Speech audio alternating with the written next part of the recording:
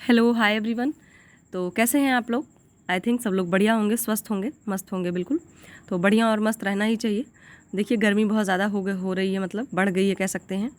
तो अपना ध्यान रखिए, वाटर इनटेक बढ़ाइए, लिक्विड वाली चीज़ें ज़्यादा पीजिए, खाइए और अपना ध्यान रखिए। तो आपको पता है कि फूड साइंस हमारा चल रहा है और फूड साइंस में जो है हम सीरियल्स और मिलेट्स और पल्सेज इन सब चीज़ों के बारे में पढ़ रहे हैं। पल्सेज अभी हमारा नेक्स्ट होगा, मतलब नेक्स्ट टॉपिक।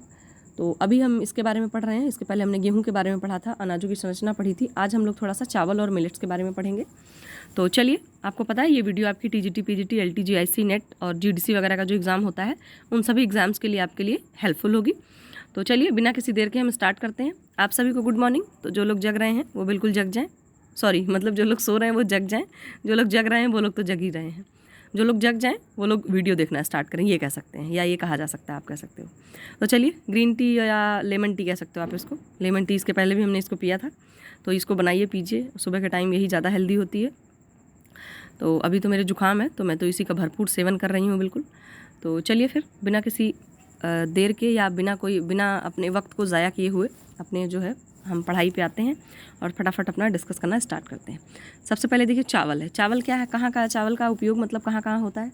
सब लोग को चावल पसंद होगा आई होप, और चावल खाना भी चाहिए। चावल जो है न्यूट्रिशन की, अगर न्यूट्रिशन के पर्पज़ से देखा जाए तो ये गेहूं से ज़्यादा अच्छा इसमें न्यूट्रिशन होता है। कम होता है, गेहूं की कंपैरिजन में कम होता है न्यूट्रिशन इसमें, बट इसकी जो क्वालिटी होती है वो काफ़ी अच्छी होती है। जैसे कि चावल में जो प्रोटीन होता है वो गेहूं की प्रोटीन से ज़्यादा क्वालिटेटिव होती है। चलिए फिर, तो भारत में चावल का उपयोग बंगाल, मध्य प्रदेश, महाराष्ट्र, असम और मतलब ये जो जितने राज्य हैं उनमें जो है दैनिक आहार के रूप में प्राथमिकता दी जाती है। मतलब कि डेली, दैनिक आहार का मतलब क्या है, डेली जो उनकी डाइट है उनमें काफ़ी जो है इसको प्रायोरिटी दी जाती है। जितने ये बंगाल है आपका, मध्य प्रदेश है, महाराष्ट्र, असम, ये सारे राज्यों में, ठीक है। यूपी बिहार में तो चलता ही है, लेकिन मोस्टली जो है वेस्ट बंगाल हो गया आपका, उधर केरल में इडली, डोसा और अप्पम, ये इन सारी चीज़ों का भी बनता है। राइस और दाल को मिला करके, आप जानते हैं फर्मेंट करके बनाया जाता है डोसा और इडली, जानते ही होंगे आप लोग। तो इस तरीके से कहा जा रहा है कि वहाँ पर मतलब इस तरीके का यूज़ किया जाता है वहाँ पर, ठीक है। हम लोग भी तो यूज़ करते ही हैं चावल, बहुत लोगों को पसंद होगा। और कुछ लोग तो कहते हैं कि बिना चावल खाए हुए पेट ही नहीं भरता है। खाना भी चाहिए, लेकिन बस वही बहुत एक्सेस नहीं, ठीक है। बैलेंस में रखना हर चीज़ को। जैसे हमने सीरियल का स्ट्रक्चर पढ़ा था वैसे हमें चावल का स्ट्रक्चर पढ़ना है। तो चावल के दाने के कितने भाग होते हैं? 3 भाग होते हैं, मतलब कि 3 पार्ट होते हैं। सबसे पहला जो आपका कौन सा है, पेरिकार्प। पेरिकार्प का मतलब, ये पेरिकार्प क्या है, जो भूसी युक्त बाहर का आवरण होता है, मतलब बाहर का जो उसका आवरण है छिलके के रूप में होता है, और इसको क्या बोलते हैं, पेरिकार्प बोलते हैं, ठीक है। एग्जाम में डायरेक्ट आपसे पूछ सकते हैं कि चावल का जो बाहर का आवरण होता है उसे क्या कहते हैं, तो आप बता सकते हैं पेरिकार्प। अंदर का जो भाग होता है वो स्टार्च भरा होता है उसमें, तो और अंदर का भाग कौन सा, एंडोस्पर्म, उसको कहेंगे एंडोस्पर्म, लेकिन एंडोस्पर्म के अंदर क्या भरा हुआ है, स्टार्च भरा हुआ है। चावल में खूब स्टार्च होता है, लगभग 80%। इसके बाद थर्ड नंबर पे हमारा एम्ब्रियो, मतलब कि भ्रूण, ठीक है, जहाँ से चावल के आप कह सकते हो कि अंकुर निकलता है। तो ये देखिए स्ट्रक्चर दिया हुआ है। बाह्य आवरण का मतलब ये क्या है, ये आपका वही पेरिकार्प की बात हो रही है, जो बाह्य आवरण दिया हुआ है। अंदर का जो है वो आपका स्टार्च है, और ये जो इधर दिया हुआ है आपको, ये है उसका एम्ब्रियो, मतलब कि भ्रूण। यहीं से गेहूँ मतलब चावल का अंकुर आप कह सकते हो निकलता है, ठीक है। इसके बाद है हमारा कॉम्पोजिशन ऑफ राइस, मतलब कि चावल में कौन कौन से कॉम्पोजिशन किससे मिलकर करके बना हुआ है, या उसमें कौन कौन सी चीज़ें पाई जाती हैं। तो चावल में क्या होता है, चावल में पोषक तत्वों का संगठन उगाई जाने वाली जलवायु और प्रजाति पर निर्भर करता है। जलवायु का मतलब है क्लाइमेट, और चावल की प्रजाति का मतलब कि कौन से स्पेसीज़ का है। जैसे इस समय जुलाई आ रही है तो धान उगाने का सीज़न चल रहा है, लोग अपने खेत में धान उगाएंगे, धान को वो करेंगे। तो होता क्या उसमें कि ये डिपेंड करता है कि चावल की क्वालिटी कैसी होगी, ये किस चीज़ पर निर्भर करेगी, कि आपने चावल को कैसी जलवायु में उगाया है, कैसा क्लाइमेट है जहाँ पर आप चावल उगा रहे हैं, वहाँ पर बहुत ज़्यादा नमी है, या वहाँ पर बहुत ज़्यादा सूखा है, या वहाँ पर पानी की समस्या बहुत अधिक है या नहीं है, या कम समस्या है। और दूसरी चीज़ कि चावल की प्रजाति कौन सी, मतलब कि कौन सी स्पीसीज़ का चावल आप उगा रहे हैं। तो ये दोनों चीज़ें निर्भर करती हैं। अगर क्लाइमेट काफ़ी अच्छा रहा और चावल की प्रजाति काफ़ी अच्छी रही तो जो चावल की पैदावार है वो काफ़ी अच्छी होगी। जो लोग गांव में होंगे या गांव आते जाते होंगे उनको ये चीज़ पता होगी। चावल में निम्न पोषक तत्व पाए जाते हैं। कौन कौन से पोषक तत्व पाए जाते हैं वो हमें देखना है। सबसे पहले कार्बोहाइड्रेट। तो कार्बोहाइड्रेट जो होता है, देखिए कार्बोहाइड्रेट मैंने आपको बताया था 3 तरह का होता है, मोनोसैकेराइड, डाइसैकेराइड और पॉलीसैकेराइड। तो ये सीरियल्स में स्पेशली स्टार्च पाया जाता है, ठीक है। और जो आपका ये स्टार्च है, जैसे मान लीजिए मैं कहूँ कि ये मोनोसैकेराइड है एक कार्बोहाइड्रेट का प्रकार, ये डाइसैकेराइड है, और इधर वाला पॉलीसैकेराइड, ठीक है। तो यहाँ पर जो स्टार्च होता है वो पॉलीसैकेराइड का भाग है। ये तीनों जो होते हैं, मोनोसैकेराइड, पॉलीसैकेराइड, डाइसैकेराइड, इनके भी कई पार्ट होते हैं। तो यहाँ पर जो स्टार्च होता है वो स्टार्च आपका पॉलीसैकेराइड का भाग है, ठीक है। तो जब मैं स्टार्च कहूँगी तो आपको समझ जाना है कि जो कौन से कार्बोहाइड्रेट की बात हो रही, पॉलीसैकेराइड की बात हो रही है। तो सीधे आप इस पे आइए कि चावल में मुख्यतः कार्बोहाइड्रेट जो होता है वो स्टार्च के रूप में पाया जाता है और ये 72 से 75% होता है, ठीक है। मतलब चावल में जो कार्बोहाइड्रेट पाया जा रहा है वो कितना प्रतिशत है, 72 से 75। चावल में क्या होता है, अमाइलेज 17.5% तथा अमाइलोपेक्टिन 86.5% पाया जाता है। चावल में एक तरीके का ये जो कार्बोहाइड्रेट है ये भी अमाइलेज, आपका अमाइलेज और अमाइलोपेक्टिन, ये दोनों चीज़ें चावल में पाई जाती हैं और अमाइलेज का परसेंटेज इतना है और अमाइलोपेक्टिन का इतना है। इसके अलावा गेहूं में इसके अलावा कुछ मात्रा में मुक्त शर्कराएं जैसे कि आपका ग्लूकोज है, सुक्रोज है, डेक्सट्रिन है, फाइबर है, ये सारी चीज़ें पाई जा रही हैं, ठीक है। चावल में पाए जाने वाले रेसे ये सॉल्यूबल रेसे होते हैं जो पानी में घुल जाते हैं, ठीक है। तो आपका हेमीसोल्यूलोज, पेंटोसेंस, अरेबिनोज एंड जाइलोज होते हैं, रेसे पाए जाते हैं चावल में आपके ये। इसके बाद अब चावल में प्रोटीन कितना पाया जाता है, प्रोटीन की बात हो रही है, चावल में 6 से 7% प्रोटीन पाया जाता है। अब आप कहोगे मैम आपने अभी कहा कि गेहूँ में जो है गेहूँ की प्रोटीन चावल के कंपेरिजन में कम अच्छी होती है, या ये कहोगे कि गेहूं में तो क्या कहते हैं 10 से 12% प्रोटीन पाया जा रहा था, चावल में तो 6 से 7% ही पाया जा रहा है। तो डिफरेंस यहाँ पर ये है कि जैसे चावल में 7% प्रोटीन ही पाया जा रहा है, लेकिन जो चावल होता है उसकी प्रोटीन की क्वालिटी अच्छी होती है, गेहूं की क्वालिटी उतनी अच्छी नहीं होगी, चावल की क्वालिटी ज़्यादा अच्छी होती है, उतनी सी बात हो रही है। उसके बाद होता क्या है कि दाल के साथ चावल मिलाकर खाने से प्रोटीन की मात्रा अच्छी हो जाती है। समझ रहे हैं आप कि थोड़ा सा दाल चावल आपने मिला लिया, दाल में अच्छा प्रोटीन होता है, मतलब काफ़ी अच्छा और ज़्यादा भी होता है, 22 से 25% तक प्रोटीन होता है दालों में। तो आपने दोनों को मिक्स करके खाया, फॉर एग्जांपल आपने खिचड़ी खाई, खिचड़ी को देख के हम कितना मुंह बनाते हैं, लेकिन खिचड़ी आपकी बहुत, अगर उसको स्वास्थ्य की दृष्टि से देखा जाए तो खिचड़ी हमारी बहुत हेल्दी होती है।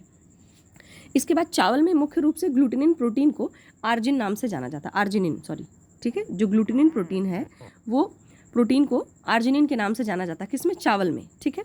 कुछ मात्रा में एल्ब्यूमिन, ग्लोब्यूलिन, प्रोलामाइंस भी पाए जाते हैं। चावल के प्रोटीन का जैविक मूल्य अन्य अनाजों से अधिक होता है, ठीक है।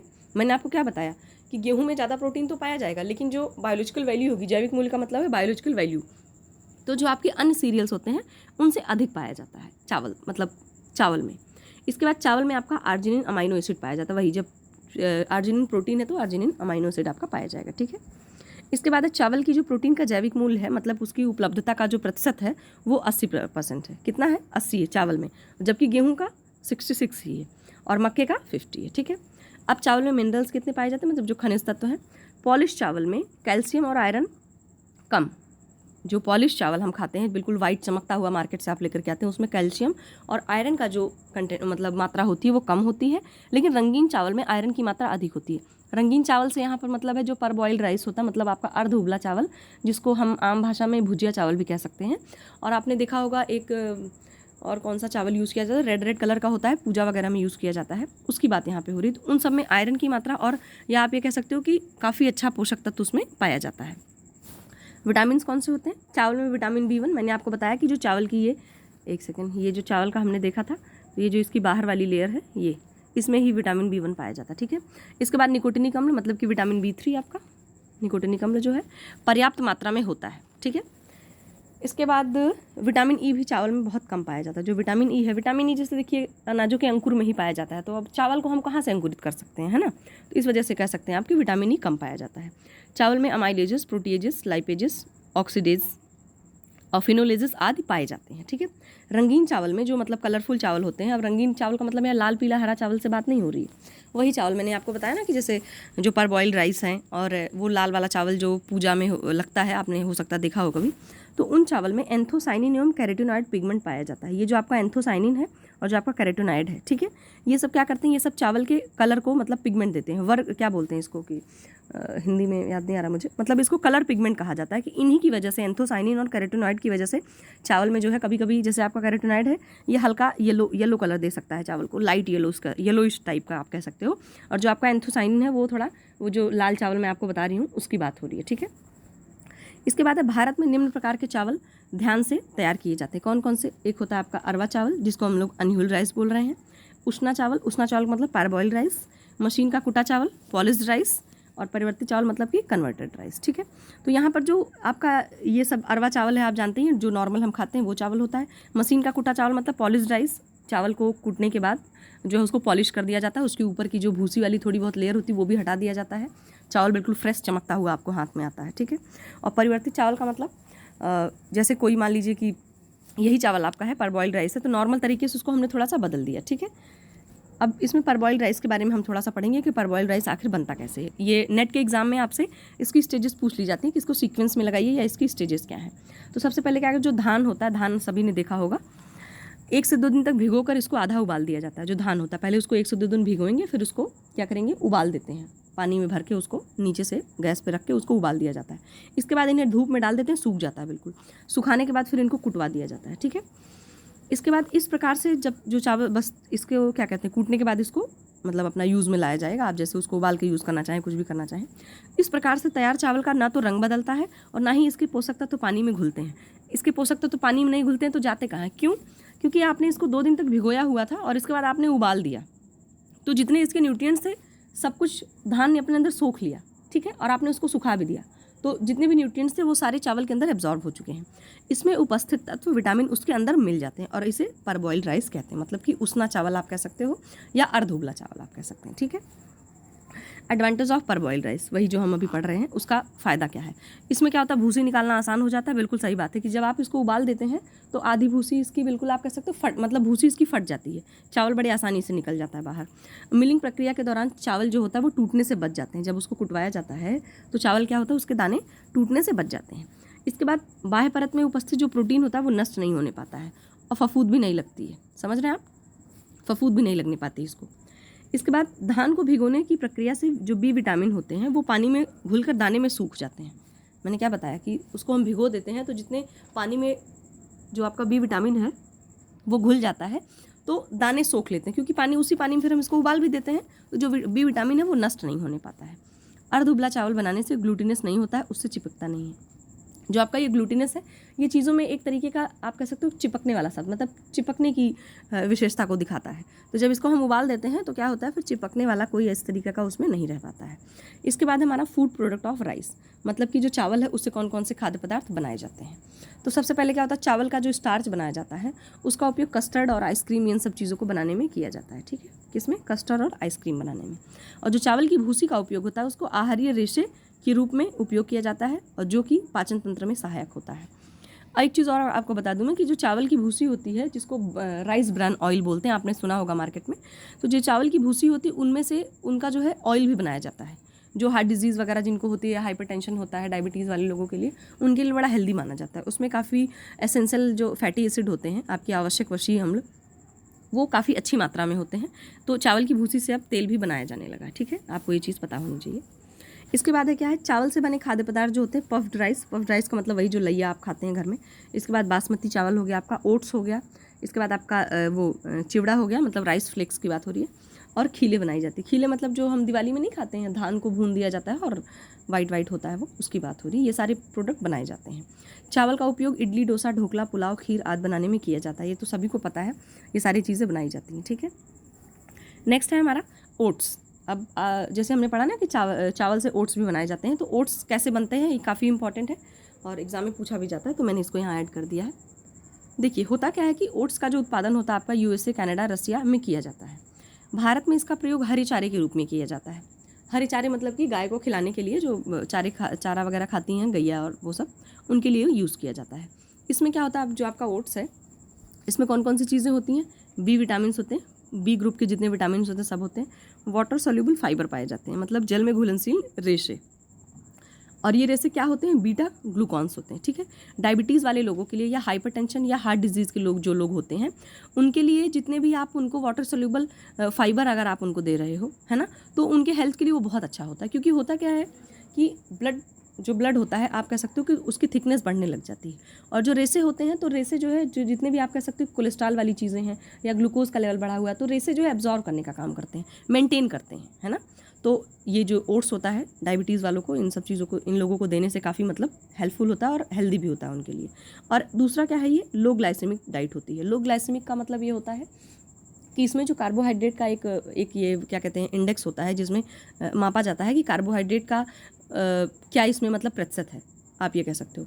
या आप ये कह सकते हो कि ये आपके शरीर में जब जाएगा, आप खाएंगे कोई भी लो ग्लाइसेमिक डाइट आप लेंगे, तो वो उसकी जो एब्जॉर्बेंसी है, आप कह सकते हो आपके शरीर में वो धीरे धीरे मात्रा में जो है अवशोषित होगा। तो जब धीरे धीरे मात्रा में अवशोषित होगा तो जो लोग भी डायबिटिक हैं या हार्ट डिजीज़ वाले हैं उनके लिए वो अच्छा होगा। अगर कोई भी आप खाद्य पदार्थ खाते हैं तो अगर उससे आपको डायरेक्ट ग्लूकोज मिल रहा है तो वो आपके शरीर के लिए, मतलब जिनको डायबिटीज़ और इन सब ये हार्ट डिजीज़ वगैरह है, उनके लिए वो जो है डेंजरस हो सकता है, ठीक है। तो इसलिए उन्हें हमेशा लो ग्लाइसेमिक डाइट लेनी चाहिए कि जिसका ग्लूकोज उन्हें मिले तो, लेकिन वो धीमे धीमे मात्रा में जो है आपके शरीर में अवशोषित हो, बिल्कुल डायरेक्ट ना हो, ठीक है। तो जब हम कॉम्प्लेक्स कार्बोहाइड्रेट लेंगे, जैसे फाइबर वाली डाइट है या स्टार्च वाली डाइट है, तो ये सब लो ग्लाइसेमिक डाइट होती हैं, तो आप उसको लेंगे तो धीरे धीरे आपके शरीर में ग्लूकोज बनेगा, लेकिन उसको जो बनने का प्रोसेस है वो धीरे धीरे होगा। आई होप आपको मेरी बात समझ में आ रही होगी। इसके बाद हम आते हैं जौ पे। बारले का नाम सुना होगा सबने, इसको बारले बोलते हैं। जौ जो होती है, सॉरी यहाँ पर ये जो हो गया है, इसको भी हम जौ ही पढ़ेंगे, ठीक है। जौ में प्रोटीन जो होता है वो निम्न मात्रा में होता है। कैसा होता है? लो प्रोटीन होता है, परंतु इसमें आहारीय रेशा अच्छी मात्रा में पाया जाता है। जौ आपने देखा होगा, गाँव में देखा ही होगा आपने, जो है गेहूँ के साथ मिला के बोया जाता है इसको, मैंने तो देखा है। इसका मुख्य उपयोग जो होता है, रक्त में ग्लूकोज लेवल कम करने हेतु दिया जाता है। क्यों दिया जाता है? क्योंकि इसमें भी खूब भर भर के फाइबर होता है। देखिए लिखा हुआ है कि आहारीय रेशा अच्छी मात्रा में पाया जाता है। पुराने समय में लोग गेहूं, जौ, बाजरा, इन सारे चीज़ों को एक साथ मिक्स करके उसका आटा बनवाते थे, जो आज के टाइम में मार्केट में आपको आ रहा है कि मिक्स ग्रेन फ्लोर, है ना, मिक्स ग्रेन आटा जो आ रहा है आपका, वही चीज़ पुराने टाइम में लोग खाते थे और वो चीज़ आप आज मार्केट में बिक रही है। तो इसमें होता क्या है, खूब इसमें फाइबर होता है। मैंने क्या बताया कि डायबिटीज़ जिसको है उसको आप फाइबर वाली डाइट दीजिए, रिच फाइबर डाइट दीजिए, तो उससे क्या होगा, ब्लड में जो ग्लूकोज होता है उसको मेंटेन करने की कोशिश करता है। समझ गए आप? तो इस वजह से ये दिया जाता है, और इसमें आपको याद रखना है कि निम्न प्रोटीन, आहारीय रेशा और जो है ग्लूकोज लेवल कम करने के लिए इसका यूज़ होता है, ठीक है। इसके बाद है हमारे कुछ मिलेट्स हैं। अब कौन कौन से मिलेट्स उगाए जाते हैं भारत में वो देखते हैं। भारत में उगाई जाने वाली मिलेट्स जो होती है, स्पेशली आपकी मक्का है, ज्वार है, बाजरा है, रागी है, ये सारी चीज़ें हैं, ठीक है। तो सबसे पहले हम पढ़ेंगे मक्का। मक्का क्या होता है आपका? जो सूखा मक्का होता है उसमें 11% प्रोटीन, कितना? सूखे मक्के में, ठीक। और जो आपका गीला मक्का है, मतलब ताज़ा मक्का, उसमें 5.4% मक्का मतलब प्रोटीन पाई जाती है। ताज़े मक्के की बात, जो आप इस टाइम बारिश में भून के हम लोग खाते हैं नींबू मिर्ची लगा के, सॉरी नींबू और नमक लगा के, वो ताज़ा मक्का है, उसमें प्रोटीन 4 से 5% पाई जाएगी, ठीक है, मतलब 5.4%। और जो सूखा मक्का है, जो पॉपकॉर्न आप भून के खाते हैं, उसमें 11%, ठीक है। और जो मक्के की प्रोटीन होती है उसमें ट्रिप्टोफैन और लाइसिन की कमी पाई जाती है। ट्रिप्टोफैन और लाइसिन आपका एक अमीनो अम्ल है ना, अमाइनो एसिड की बात हो रही है। तो इसमें होता क्या है कि अमेरिका में लाइसिन युक्त मक्का उगाया जाता है, क्योंकि अमेरिका में क्या होता है कि वहाँ पर, जैसे अब यहाँ पे लिखा हुआ है ना कि ट्रिप्टोफैन और लाइसिन की कमी पाई जाती है, तो अमेरिका में वो लोग इस तरह का मक्का उगाते हैं जिसमें लाइसिन युक्त मक्का उगता है, ठीक है। अब किस तरीके से उगाते हैं वो अमेरिका वाले ही जाने। इसके बाद मक्के में कैरोटीन, विटामिन B1 और विटामिन B9 पर्याप्त मात्रा में होते हैं। B9 आपका क्या है? फॉलिक एसिड, और B1 आपका है थायमिन, ठीक है। और कैरोटीन आपका एक पिगमेंट है, जो आपका मक्का पीला पीला होता है वो कैरोटीन की वजह से ही होता है, ठीक है। मक्के में कैलोरी पर्याप्त मात्रा में पाई जाती है। कैलोरी मतलब आप समझ रहे हैं, ऊर्जा, एनर्जी पर्याप्त मात्रा में पाई जाती है, इसीलिए इसे ICDS कार्यक्रम के संपूरक आहार, पोषण आहार में उपयोग किया जाता है। कहने का मतलब ये, जो सप्लीमेंट्री डाइट बनाई जाती है, दी जाती है ICDS कार्यक्रम के थ्रू, जो है बच्चों को या गर्भवती महिलाओं को या जो किशोरी गर्ल्स होती हैं, मतलब किशोरी लड़कियाँ होती हैं, एडोलसेंस गर्ल, उनको दिया जाता है, ठीक है, क्योंकि इसमें कैलोरी पर्याप्त मात्रा में पाई जाती है। इस वजह से जो वहाँ पर संपूरक आहार बनाया जाता है, सप्लीमेंट्री फूड, उसमें इसको मिलाया जाता है, ठीक है। इसके बाद आपका नेशनल इंस्टीट्यूट ऑफ न्यूट्रिशन, इसको शॉर्ट फॉर्म में हम निन बोलते हैं। क्या बोलते हैं? निन। एग्जाम में आया भी है ये और आता भी है, हैदराबाद में है ये। इनके अनुसार मक्के को बॉईल करने पर 17 से 50% अफ्लाटॉक्सिन नष्ट हो जाते हैं। मैंने आपको बताया था सीरियल्स वाले में ही कि जितने भी हमारे अनाज होते हैं उनमें एक तरीके का विषैलापन कभी कभी आ जाता है, जिस विषैलेपन को हम लोग क्या बोलते हैं? अफ्लाटॉक्सिन। तो अगर हम मक्के को बॉईल करके खाएंगे तो उसमें अगर मान लीजिए अफ्लाटॉक्सिन जैसा कोई सब्सटेंस उसमें आ गया है या उत्पन्न हो गया है तो वो नष्ट हो जाएगा। कितना चांस है उसके नष्ट होने का? 17 से 50%, ठीक है। और आपके मक्के में जो वसा होती है वो कितनी होती है? 3 to 6%। इसके बाद और कुछ चीज़ें हैं मक्के के बारे में। मक्के में जो मुख्य प्रोटीन होता है वो कौन सा होता है? ग्लूटेलिन। कौन सा प्रोटीन? ग्लूटेलिन, प्रोलामाइन एवं जीन प्रोटीन होता है। वैसे तो मक्के की जो मुख्य प्रोटीन होती है वो जीन होती है। क्या होती है? जीन प्रोटीन, ठीक है। और जो कॉर्नफ्लेक्स आप खाते हैं दूध में मिला करके, वो भी आपका मक्के से ही बनाया जाता है, ठीक है। और राइबोफ्लेविन, मतलब जो आपका मक्का है, राइबोफ्लेविन का मतलब क्या? विटामिन B2, और नियासिन का मतलब विटामिन B3, ठीक है। जो आपका राइबोफ्लेविन है वो कम मात्रा में होता है मक्के में, और नियासिन तो बिल्कुल भी नहीं पाया जाता है। तो आपको याद रखना है कि विटामिन B2 और B3 मक्के में बिल्कुल नहीं पाया जाता। अब फूड प्रोडक्ट ऑफ मेज, मतलब कि मक्के से क्या क्या खाद्य पदार्थ बनते हैं। पॉपकॉर्न बनता है आपका, तो पॉपकॉर्न आपको पता है, मूवी देखने जाते हैं, ज़रा सा पॉपकॉर्न दे के जो है वो देते हैं, आपने देखा ही होगा। इसके बाद जो आपका फ्रक्टोज कॉर्न सिरप है, ये ऐसा सिरप होता है कि मक्के को या तो गीली अवस्था में, मतलब या तो गीले मक्के से या सूखे मक्के से क्या करते हैं, उसका जूस निकाल लेते हैं। गीली अवस्था में ही, सूखे में से कहाँ जूस निकलेगा। जो गीला मक्का होता है उससे उसका जूस निकाल लेते हैं और उसमें जो है कुछ ऐसा प्रिजर्वेटिव मिला देते हैं, वो सिरप टाइप का बन जाता है और उसको रख दिया जाता है। ये सिरप आपका यूज़ किया जाता है फूड फैक्ट्रीज वगैरह में, फ्रक्टोज कॉर्न सिरप, ठीक है। इसके बाद कॉर्न जर्म ऑयल, जो आपका ये मक्का है उससे उसके जो जर्म होते हैं उनसे ऑयल बनाया जाता है। जैसे मैंने बताया कि चावल की भूसी से तेल बनाया जाता है, उसी तरीके से आपका जो मक्का है उसमें जो जर्म निकलते हैं, पहले उसको जर्मिनेट किया जाता है, फिर उनके जर्म से ऑयल बनाया जाता है, उसी को हम लोग कॉर्न जर्म ऑयल बोल रहे हैं, ठीक है। और कॉर्न स्टार्च, आपका कॉर्न स्टार्च आप जानते होंगे, इसी से बनता है, मक्के से ही बनता है। और जो है जो हम लोग क्या करते हैं, काफ़ी चीज़ों में यूज़ करते हैं कॉर्न स्टार्च वगैरह, जो है आप जानते ही हैं। इसके बाद है हमारा ज्वार। ज्वार के बारे में भी पढ़ लेते हैं थोड़ा सा, कुछ बचना नहीं चाहिए, आज सब खत्म हो जाना चाहिए। चलिए, ज्वार का उत्पादन आपका जो MP, AP और गुजरात, तमिलनाडु में, AP का मतलब है आंध्र प्रदेश है, ठीक है, ये तमिलनाडु में किया जाता है। और इससे भाकरी भी बनाई जाती है। भाकरी आपकी जो है उधर गुजरात साइड में बनती है, अगर किसी को आती होगी तो बताना कैसे बनती है। मैंने भी बहुत नाम सुना है और खाया भी शायद 1-2 बार, बहुत टेस्टी लगती है। इसके बाद है आपका चावल की अपेक्षा में ज्वार में अधिक प्रोटीन पाया जाता है। अब देखिए, ज्वार को चावल के साथ कंपेयर किया जा रहा है, चावल की अपेक्षा में ज्वार में ज़्यादा प्रोटीन पाया जाता है, किंतु देखिए, किंतु परंतु वाली बात आ गई, चावल में आपका उच्च गुणवत्ता का प्रोटीन पाया जाता है। उच्च गुणवत्ता का मतलब क्या है, इसमें हाई क्वालिटी का प्रोटीन पाया जाता है। जैसे मैंने आपको बताया कि ज्वार में ज़्यादा प्रोटीन पाया जाता है, पर जो चावल की क्वालिटी का प्रोटीन, चावल की प्रोटीन का क्वालिटी है वो ज़्यादा अच्छा है, ज़्यादा हाई क्वालिटी का प्रोटीन है, ठीक है। ज्वार में आपका जो होता है ल्यूसिन नामक अमीनो एसिड पाया जाता है, पर लाइसिन की कमी होती है, ठीक है। लाइसिन जो अमीनो एसिड होता है वो आपका स्पेशली दालों में पाया जाता है, तो ज्वार में आपका ल्यूसिन नामक अमीनो एसिड पाया जाता है। ज्वार का जो उपयोग होता है वो जिप्सम बोर्ड बनाने में, चिपकाने के काम में आता है, ठीक है। जिप्सम बोर्ड जो बनता है उसमें चिपकाने के काम में आता है, ठीक। इसके बाद रागी। रागी बहुत इंपॉर्टेंट है, बिल्कुल इसको कैल्शियम रिच फूड बोलते हैं, इसमें बहुत कैल्शियम होता है रागी में। अगर किसी को कैल्शियम की कमी है तो वो रागी से अपने जो है कैल्शियम की पूरी फुलफिलमेंट कर सकता है। देखिए, रागू कह रही हूँ, सॉरी ये राखी लिख गया, राखी कहाँ से आ गया भाई, ये रागी है ये आपका, ठीक है। तो रागी क्या होता है, रागी को फिंगर मिलेट्स भी कहा जाता है। क्या कहते हैं, रागी को फिंगर मिलेट्स भी कहते हैं। यह प्रायः गरीबों का भोजन होता है। किसका भोजन होता है, गरीबों का, कह सकते हैं, ऐसे ज़रूरी नहीं है हर कोई खाता है। रागी में गेहूं और चावल की अपेक्षा अधिक पोषक तत्व पाए जाते हैं। रागी में प्रोलामाइंस नामक प्रोटीन पाया जाता है। कौन सा प्रोटीन, प्रोलामाइंस नामक, जिसमें सभी आवश्यक अमीनो अम्ल उपस्थित होते हैं। आई थिंक आपको बात समझ आ रही होगी कि चावल और गेहूं की अपेक्षा रागी में अधिक प्रोटीन पाया जाता है। और कौन से नाम का प्रोटीन, प्रोलामाइंस नामक का। और प्रोलामाइंस ऐसा प्रोटीन है कि जिसमें सभी आवश्यक अमीनो अम्ल जो होते हैं वो उपस्थित होते हैं। रागी में कैल्शियम की पर्याप्त मात्रा होती है, ठीक है। रागी में फाइटेट अधिक मात्रा में पाया जाता है, जो कि मिनरल्स के अवशोषण को बाधित करते हैं। आपको अगर याद हो तो हमने जब सीरियल्स वाले में पढ़ा था तो उसमें भी ये चीज़ हमने पढ़ी थी कि जो कैल्शियम होता है उसको एब्जॉर्ब होने से फाइटेट रोकता है, ठीक।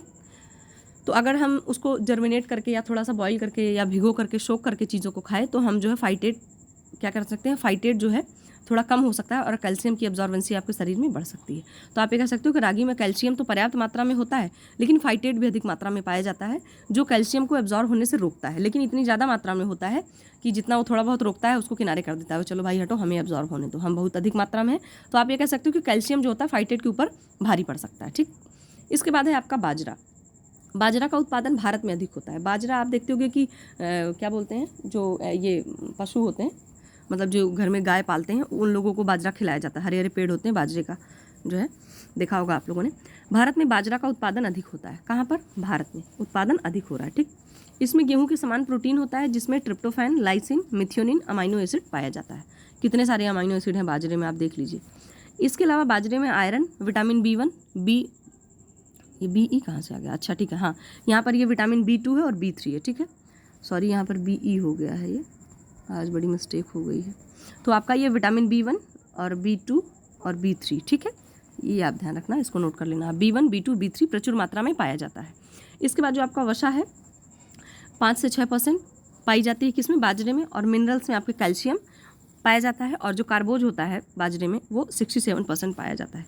एक शब्द में आप कह सकते हो कि वसा जो होती है 5 से 6%, और जो खनिज तत्व हैं वो खनिज तत्व के रूप में कैल्शियम पाया जाता है बाजरे में। और कार्बोहाइड्रेट कितने %, 67%, ठीक है। तो देखिए, बिल्कुल आज की हमारी जो ये वीडियो थी यह हमारा टॉपिक था। ये आपके सीरियल्स और मिलेट्स ख़त्म हो चुके हैं। अब नेक्स्ट टॉपिक में हम लोग थोड़ा सा पढ़ेंगे कि अनाजों के ऊपर क्या मतलब इफेक्ट होता है उनको पकाने का, और कुछ भी चीज़ें हैं, टर्म्स हैं, उनके बारे में हम लोग डिस्कस करेंगे। इसके बाद फिर हम पल्सेस के बारे में पढ़ेंगे, दालों के बारे में। तो चलिए, आप लोग थोड़ा सा एक चीज़ और बताइएगा कि क्या मैं बहुत फास्ट बोलती हूँ, आप लोगों को समझने में कोई दिक्कत होती है? थोड़ा सा है, मेरा बोलने का ऐसे ही है, मैं ऐसे जल्दी जल्दी बोलती हूँ। अगर आप लोगों को थोड़ी दिक्कत हो रही हो या आपको लग रहा है कि मुझे थोड़ा स्लो बोलना चाहिए, तो प्लीज़ कमेंट सेक्शन में बताइएगा, मैं धीरे बोलने की कोशिश करूँगी। मैं कोशिश तो रोज़ करती हूँ कि मैं आराम से बोलूँ आपको, लेकिन वही है ना कि जैसी फ्लुएंसी बनी हुई है वैसे ही बोलते हैं। तो आप लोग थोड़ा सा बताइएगा, मे बी आप लोगों को समझ में ना रहा हो, या जो लोग नए हों, मतलब नया उन्होंने अभी पढ़ना स्टार्ट किया हो, तो मैं तो कहूँगी कि आप जो लोग नए हैं वो लोग अपने आप को पुराना करें, है ना। डेली इतना पढ़िए कि आप लोग भी जल्दी से जल्दी एकदम, जो लोग पहले से तैयारी कर रहे हैं बिल्कुल उनके बराबर, या आप कहिए उनसे भी आगे निकल जाइए। तो चलिए, आज की वीडियो यहीं पे ख़त्म होती है, और इसको आप लोग पढ़िए कि if someone treats you bad, just remember that there is a something wrong with them, not you. ये बिल्कुल सही बात। अगर आपके साथ कोई बैड ट्रीट करता है तो आप अपने ऊपर या खुद को मत ब्लेम करिए, या खुद के बारे में कुछ मत समझिए। आप ये सोचिए कि सामने वाले के अंदर कुछ कमी है, ठीक है, या सामने वाला ही आप कह सकते हो कि नॉर्मल सिचुएशन में नहीं, या नॉर्मल कंडीशन में नहीं है। Normal people don't go around destroying other people. बिल्कुल सही बात है। जो लोग नॉर्मल हैं, जो लोग पॉजिटिव एनर्जी है जिनके पास, या जो लोग पॉजिटिव तरीके से हेल्थ, मतलब उनकी हेल्थ पॉजिटिव है, वो लोग दूसरों को बर्बाद करते ही नहीं है, या दूसरे को परेशान भी नहीं करते हैं, ठीक है। तो आप ये समझ लो कि आपको खुद के ऊपर फोकस रहना है, अपना काम करना है, और पॉजिटिव तरीके से काम करना है, बिना किसी टेंशन के, बिना किसी, एकदम अपने मन को शांत रखिए, चित्त को बिल्कुल शांत रखिए आप, है ना। क्योंकि चित्त को शांत रख करके अगर आप देखिए सही रास्ते से और सही मार्गदर्शन में ये चीज़ें करेंगे तो आपको ज़्यादा सुकून मिलेगा। और रही बात सफलता और असफलता की, तो ये सब एक हमारे ज़िंदगी के पार्ट है। हमें क्या करना है, हमें बस कोशिश करनी है। और एक चीज़ और मैं आपको बता दूं कि सफल असफल होना, वही वाली बात फिर से कहूँगी कि एक पार्ट है, लेकिन आप जब एक कोई चीज़ की तरफ बढ़ रहे होते हैं, या कोई चीज़ सीखने के लिए हम कोशिश कर रहे होते हैं, तो उस टाइम होता क्या कि हम बहुत सारी चीज़ें सीखते हैं, है ना। अब इस समय आप तैयारी कर रहे हैं, तमाम चीज़ें आप देख रहे होंगे। कोई बहुत स्ट्रगल करके पढ़ाई कर रहा होगा, किसी के पास किताब नहीं होगी, किसी के पास हो सकता है फ़ोन ना हो, किसी के पास बहुत सारी मुश्किलें हो सकती हैं। लेकिन आपको इन मुश्किलों से लड़ते हुए अपने आप को सही रास्ते से और थोड़ा सा धैर्य के साथ संयम बनाते हुए आपको जो है आगे अपनी पढ़ाई कंटिन्यू रखनी है। कोशिश करिए कि आप जो है लोगों की भी मदद कर सकें, और अपने पैर पे हो सकें, और दूसरों को भी उनके पैर पे होने पे मदद कर सकें। तो चलिए, बातें बहुत हो गई, अब मैं इस वीडियो को यहीं पे ख़त्म करती हूँ। आपने इतनी देर सुना उसके लिए बहुत बहुत धन्यवाद। और चलिए फिर मिलते हैं नेक्स्ट वीडियो में। और जो मैंने आपको बताया कि अगर बोलती हूँ मैं, अगर मैं फास्ट बोलती हूँ तो आप लोग ज़रूर कमेंट सेक्शन में बताइएगा, तो उसमें आगे मैं थोड़ा सा कोशिश करूँगी कि कुछ इम्प्रूवमेंट लाया जा सके। तो चलिए, अपना ध्यान रखिए, मिलते हैं फिर नेक्स्ट वीडियो में नेक्स्ट टॉपिक के साथ। तब तक के लिए आप लोग अपना ध्यान रखें। Tata, bye bye, take care.